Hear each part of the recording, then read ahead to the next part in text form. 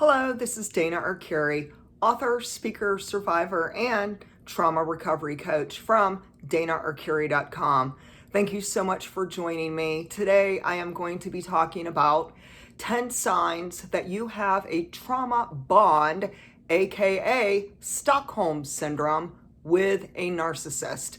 And so we must understand that oftentimes those people who have dealt with abuse, any kind of hostage situation, any kind of crimes, narcissistic abuse, child abuse, and various forms of trauma, these people may have a trauma bond and not even be aware of it. And I'm speaking from personal experience, and here's the truth. So 3 years ago, I started taking a deep dive into, hey, what is narcissistic personality disorder? And what is a dysfunctional family all about? What is everything to do with various forms of narcissistic abuse and abuse from toxic siblings, etc., etc. And in that timeline, I was completely unaware that I had a trauma bond with my mother. Now, I'll share a little bit more about it as we go into the details about, what is Stockholm Syndrome, what is a trauma bond, what are the signs of it. But I wanted to just start off by letting anyone who's viewing this know there is no shame, there is no blame when it comes to any survivors who are dealing with, at this time, a trauma bond with someone who's very abusive and toxic, or you've already experienced this and maybe you're even on the other end of healing. So there's a lot of different scenarios, and so we're going to really try to be sensitive to this topic. And, we can't point the fingers at anyone and make them feel bad or make them feel like it's their fault. Understand that any situations that are to do with all forms of abuse and crimes, including narcissistic abuse, it is at no fault of the person who becomes the victim. So let's really offer and extend grace and compassion and sensitivity to all survivors. Okay, so let's move on and talk about, hey, what is a trauma bond? So according to quantumhealing.com, trauma bonds are the toxic relationship between the abuser and the victim of the abusive relationship. It can be found in romantic relationships between a child and abusive family members, or with a hostage and kidnap situation. So it could be that your parents, your siblings, it could be a spouse, an ex-boyfriend, girlfriend, it could be your intimate partner, or even a stranger, and you ended up with a trauma bond. A trauma bond is the type of emotional attachment that forms between abusers and victims, such as narcissistic parents and their children, or with a narcissistic partner, spouse, etc., etc. Trauma bonding can occur through the cycle of abusive behavior and positive behavior from the abuse. Okay, so the one thing we need to understand is when we're dealing with a trauma bond, it is something that it's not a mutual relationship. It's not an equal, healthy relationship. It's a very toxic, unbalanced, psychologically destructive relationship between you and this other person. And of course, it's at no fault of yours. Oftentimes children who grow up in a very dysfunctional family who has either toxic narcissistic siblings and or one or more parents who may be a narcissist, they are groomed at a young age. So pretty much from early on in your childhood, if you grow up in this type of unhealthy environment, in a very toxic home, you may have been groomed, preyed upon, and had experienced these very unpredictable behaviors from one or more parents, plus it could be other siblings. And what happens is that the narcissist can have some very, very awkward behaviors. 1 minute they might be syrupy sweet to you, and then the next minute they may fly into this uncontrollable, hostile rage where they're just seething mad. So you're like walking on pins and needles. You don't know if you're safe or not safe. 1 minute the narc is nice. The next minute they hate you, they despise you. They might even become physically violent or mentally and verbally abusive towards you. And so what happens is this narc has a Jekyll and Hyde persona. And you just don't know from minute to minute, from hour to hour, from day to day, from year to year. I'm talking decade after decade, people. You grow up to not understand what this is all about. Even if I look back on 3 years ago, when I started realizing that, yes, my mother was very much displaying narcissistic traits, and yes, my siblings were also quite toxic and unstable and unhealthy for me, I did not even hear of trauma bonding. I had heard of Stockholm Syndrome, but I was not aware that this is also to do with people such as those who grow up in a dysfunctional family. And so, through time, through education, of course, hey, I'm gaining so much insight now that I am in school as a certified trauma recovery coach. It is just amazing how this educational opportunity is shining the light on the darkness. And it's such a powerful, educational, incredible experience for me. And that is why I give this amazing content on my YouTube channel to shine the light on the darkness, especially for abuse survivors, because I support you, I hear you, I believe you, and I am here for you. So we have to understand now, the Stockholm Syndrome is the emotional trauma bonding of a victim with the narcissistic abuser in order to survive. Like, they're literally in a situation where either they're thrown straight into fight or flight, and this is a trauma response, and it's all about surviving. And there are times, like, let's just give an example, when you were a child and your parent was physically abusive, mentally abusive, and it could have just been all over the spectrum. There was just abuse in so many different manners, whether it was sexual, whether it was spiritual, whether it was verbal, mental, so forth. It could be a situation that was just out of control. And you may have been in a situation where nobody listened to you, nobody believed you, nobody rescued you, nobody helped you. And so instead of then being in fight or flight, because nobody came to your rescue, that's when a person's body will try to protect them, and they will go into freeze mode of this very normal and common trauma response. And so we can understand that trauma bonding can occur through the cycle of abusive behaviors and these positive behaviors from the abuser. So like 1 minute, the narcissist, whether it's your ex-spouse, whether it's your parent or sibling or some person you work with, they may have moments where they could be kind to you, and then all of a sudden there's all these other moments, a lot more moments of their cruelty. And so we could see that they're alternating between hate and love, between kindness and cruelty. And this is a pattern that we will start understanding and knowing that this is one of the signs of traumatic bonding. And now we can understand that through this abusive behavior,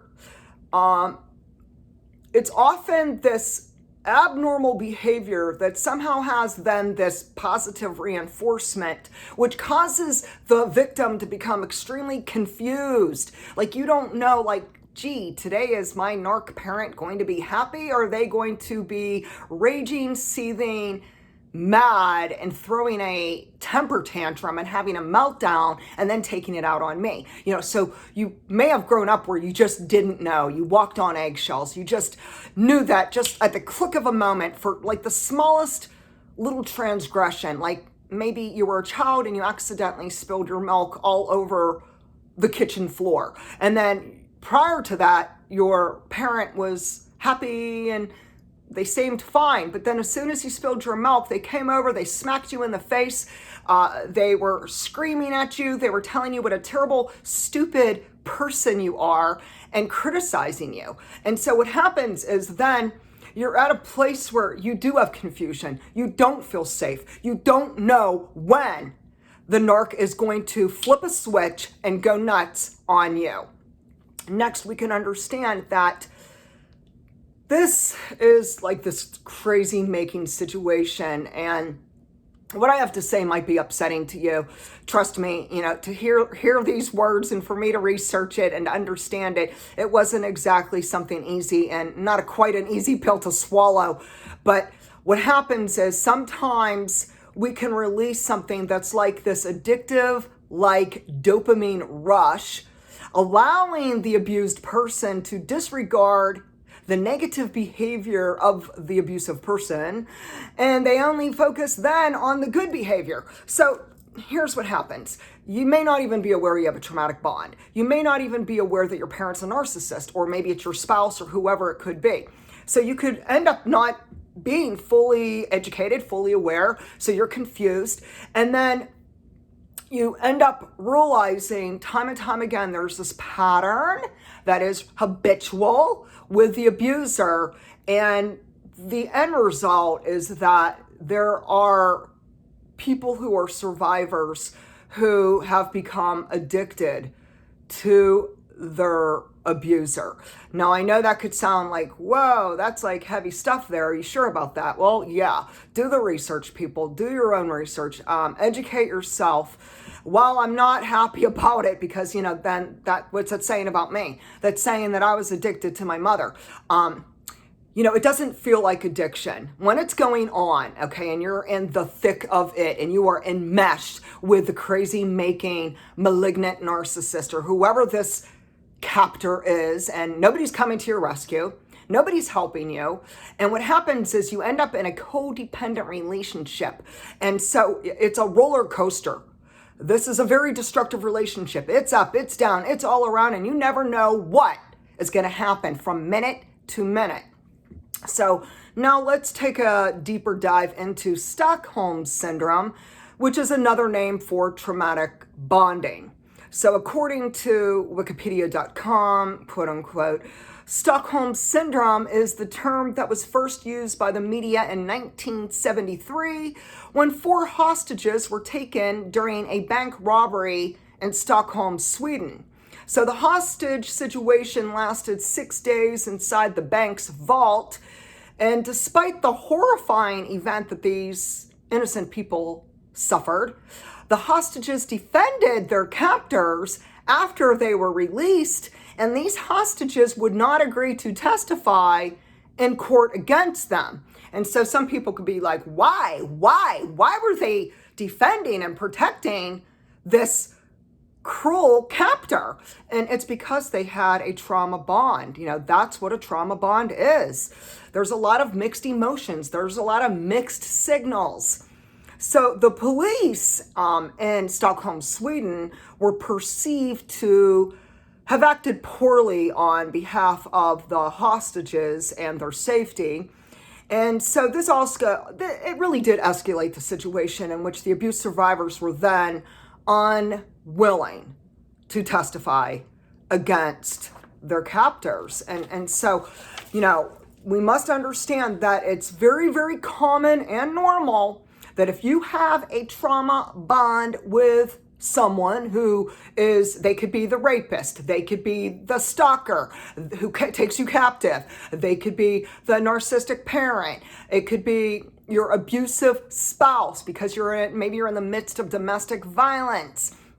And there's moments where they could be kind to you and sweet to you, and then other moments where they are hateful, they are cruel, they are mean-spirited, and they will hurt you and hurt you super bad.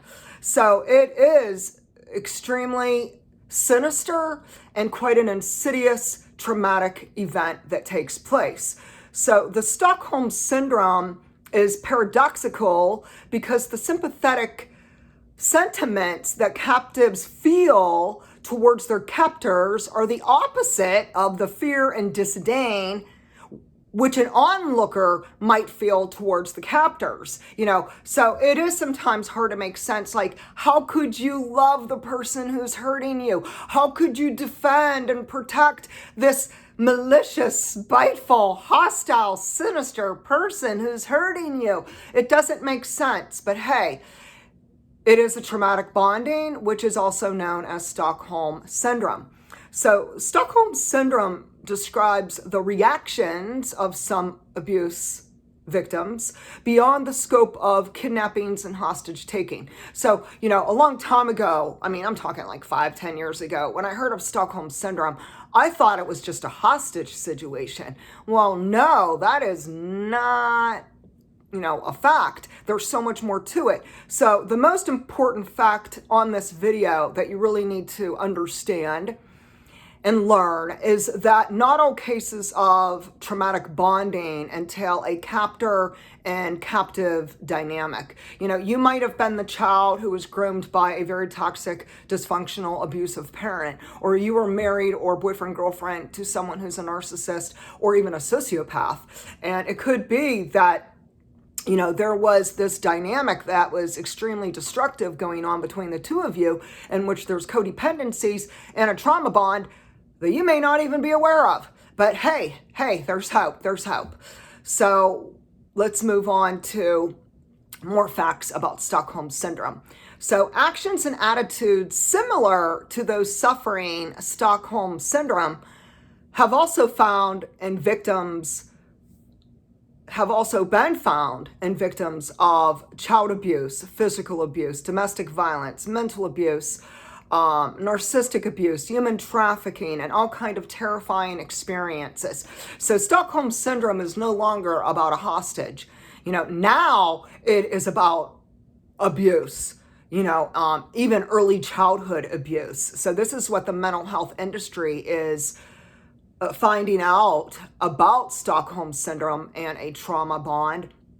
And so please know that if you have experienced this, or if you are in the midst of this right now, you are not alone, my friend. So many people, innocent lives, so many innocent souls are suffering with this today.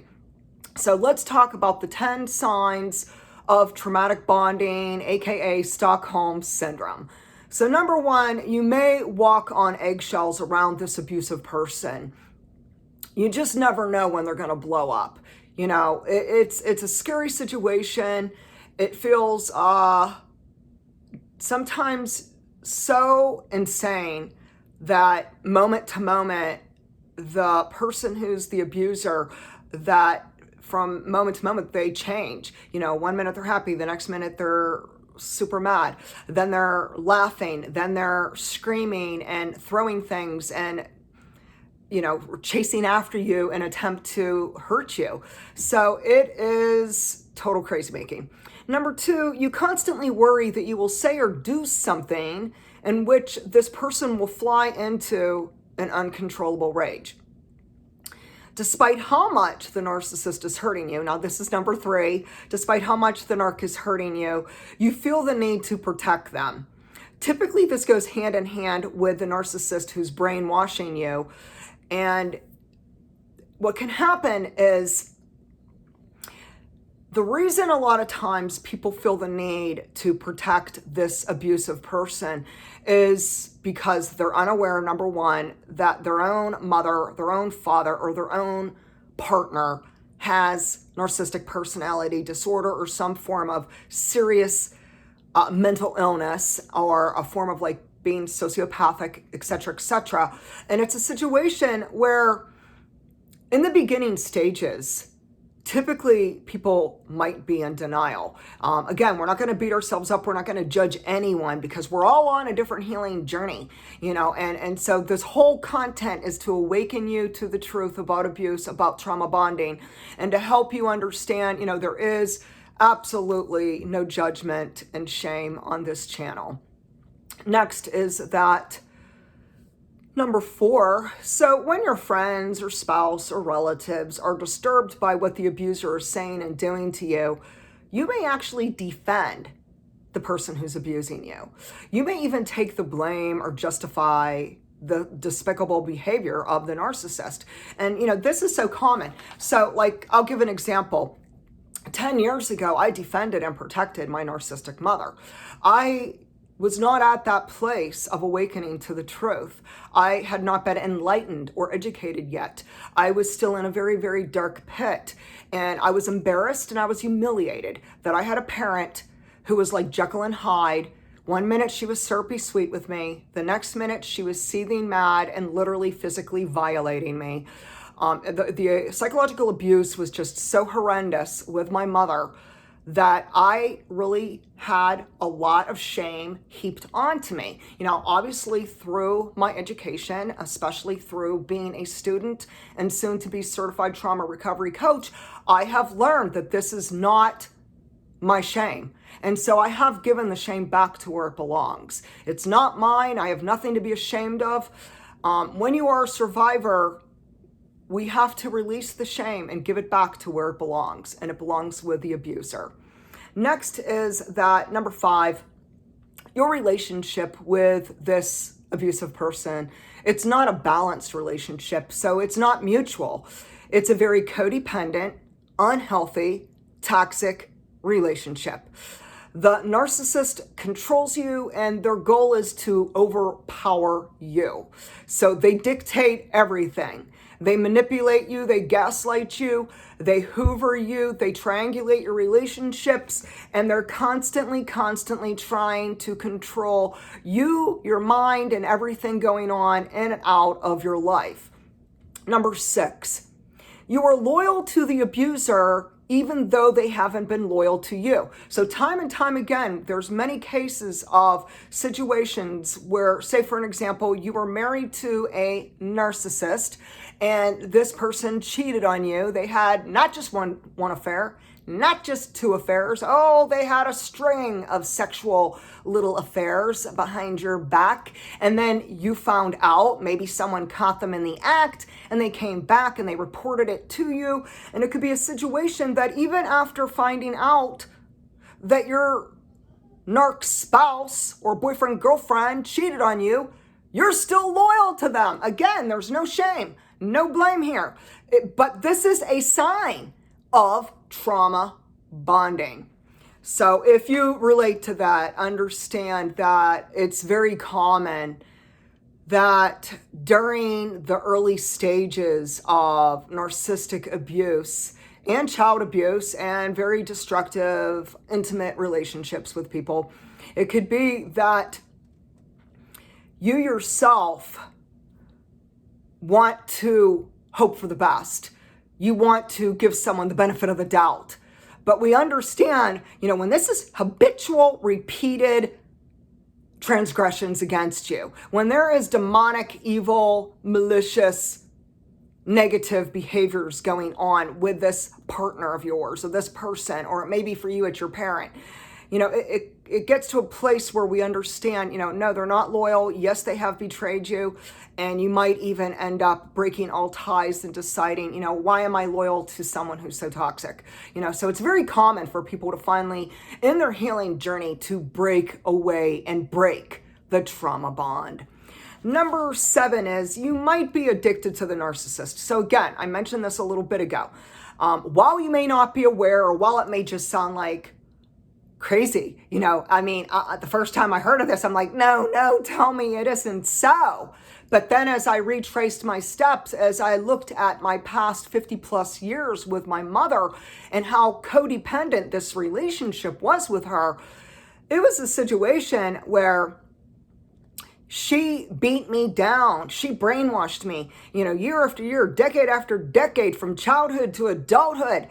She brainwashed me to believe that I was nothing without her, that I couldn't make it in life without her. This is very typical of a narc. So while you may not be aware that you are addicted to the narcissist, you could have a psychological, physiological, and biochemical addiction to your abuser. So it is not just something that's mental, it's something that's physiological and biochemical.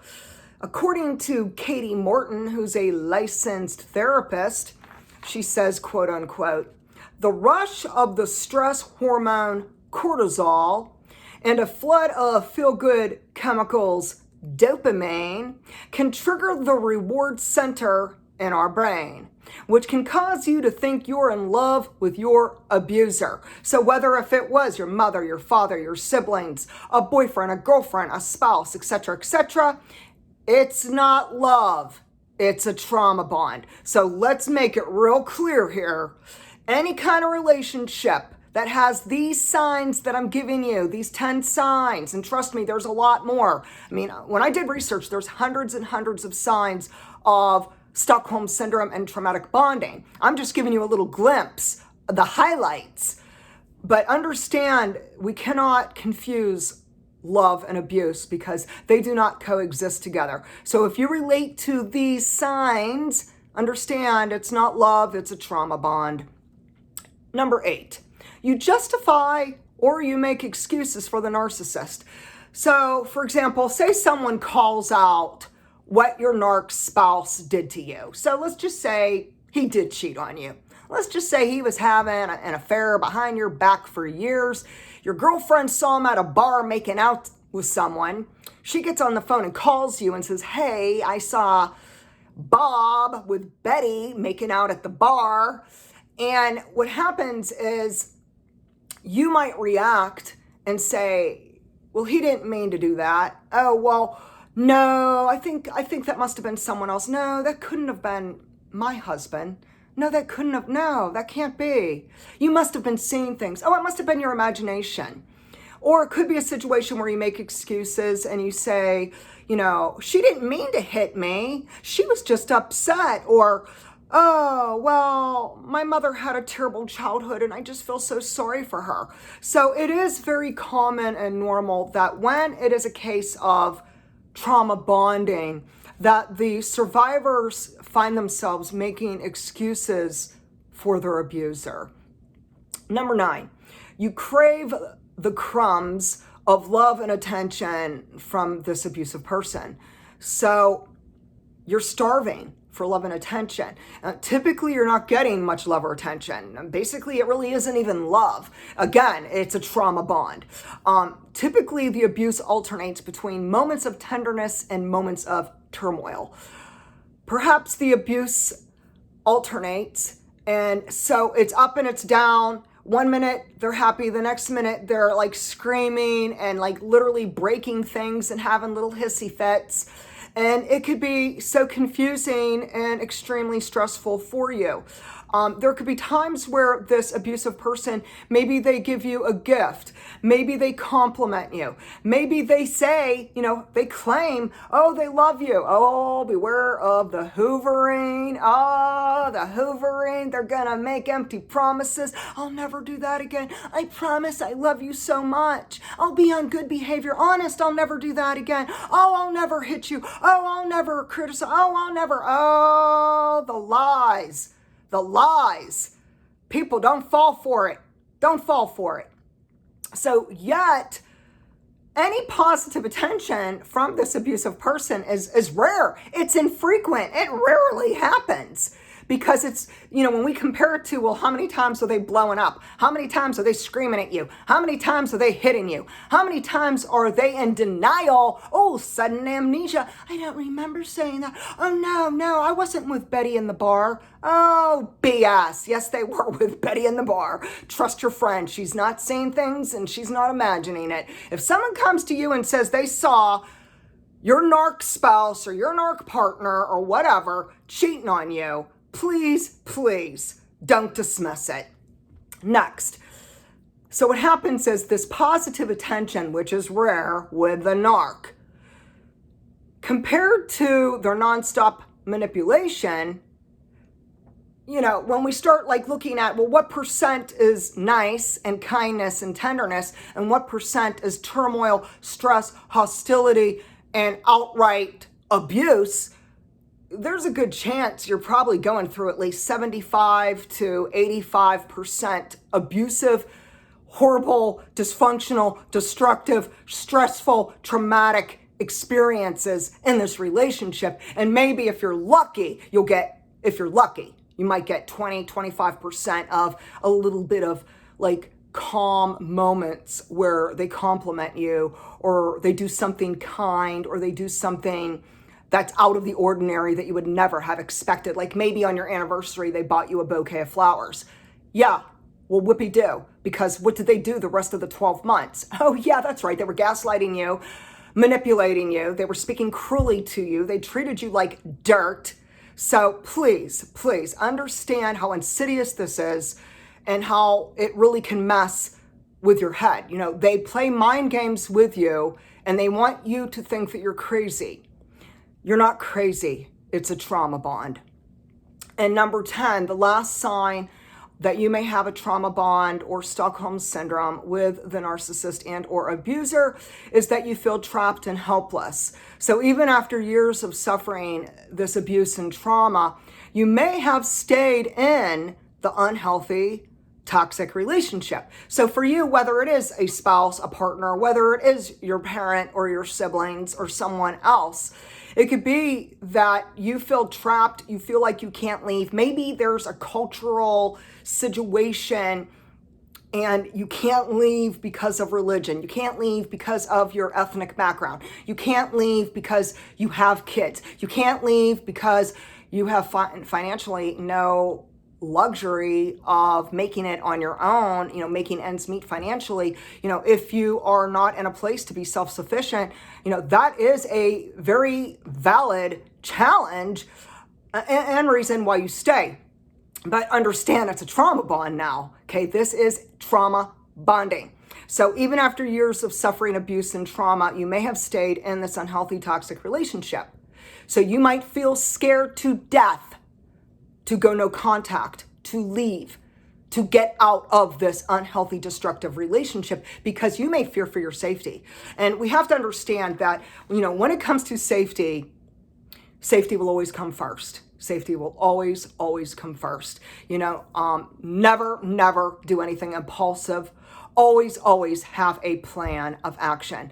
Always seek emotional support because that is extremely important when you are dealing with abusive, toxic relationships and a trauma bond. So the question is this, you know, now that I discussed what Stockholm Syndrome is and what a trauma bond is and all of the signs and symptoms, do you have a trauma bond? After hearing about these 10 signs of Stockholm Syndrome, do you relate to anything that I have shared with you? If so, stay tuned for a future YouTube video because I really believe that it's vital that I not only share the signs of trauma bonding, but also how to heal a trauma bond.